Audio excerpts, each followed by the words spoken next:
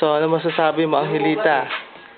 Salamat talaga, malaking halaga. Hindi, initial pa to na tulong namin, ha? Itong mga grocery, ito, at saka yung isang sack of rice. Initial tulong ko to. Talagang, I will not stop until such time we can raise the 30,000 for your mini fishing boat so that you will have the livelihood of your family and for your children.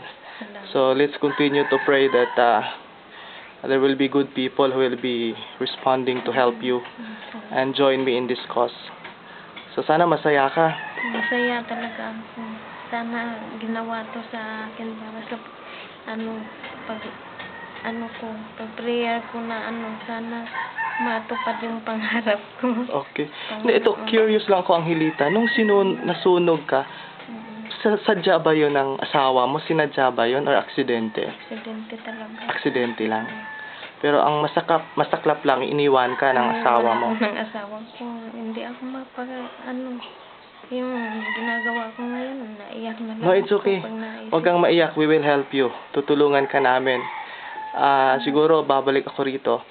At saka, siguro, may good news na tayo. We can raise the 30,000.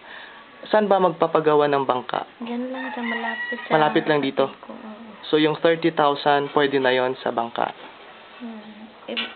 Iba pa yung yung mga labor. Oo, sige. Pag-aralan natin. Basta, mga 30,000, okay na yon. Okay. So, thank you, Angelita. Birthday ko ngayon. Salamat. Happy birthday Oo. pala. Birthday ko ngayon. Kaya pala ka sa akin. Kaya pumunta ako para madala ko itong regalo ko sa'yo. Hindi na ako naghanda. Binigay ko na lang sa'yo. Kasi mas kailangan mo eh. Hindi ko naman kailangan ng pagkain. Sige, thank you ha. Okay.